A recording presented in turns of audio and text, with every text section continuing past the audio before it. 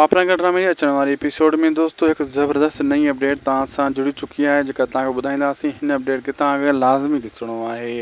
अॼु हिकु ज़बरदस्त अपडेट आहे दोस्तों। पहिरियों त बलाज ख़ान धोखो करण वारो आहे, नूरल सां वाइदो वफ़ा कोन कंदो। नूरल जेको चयो मुंहिंजो मल्हार छॾाए ॾे, उन खे हाणे आसरो ॾेई मोटाए छॾींदो। हा मां तोखे छॾाए ॾींदुसि कुझु ॾींहुं तरस।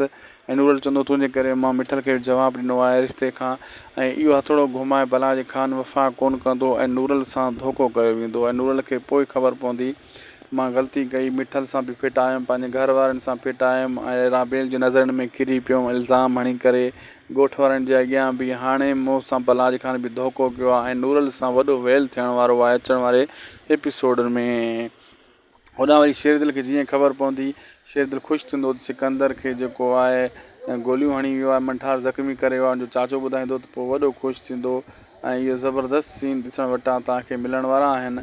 जी हाँ दोस्तों, अचण वारे एपिसोडनि में इहे सीन तव्हांखे ॾिसण वटां मिलंदा। ऐं सिकंदर वारो जेको मसइलो आहे, शेरदिल चवंदो आहे त मुंहिंजो दुश्मन, पर दिलि चए थी त मां ईअं कंहिं सीने सां लॻायां मंठार हिकु वॾो हिकु ज़बरदस्त बहितरीनु कमु कयो आहे।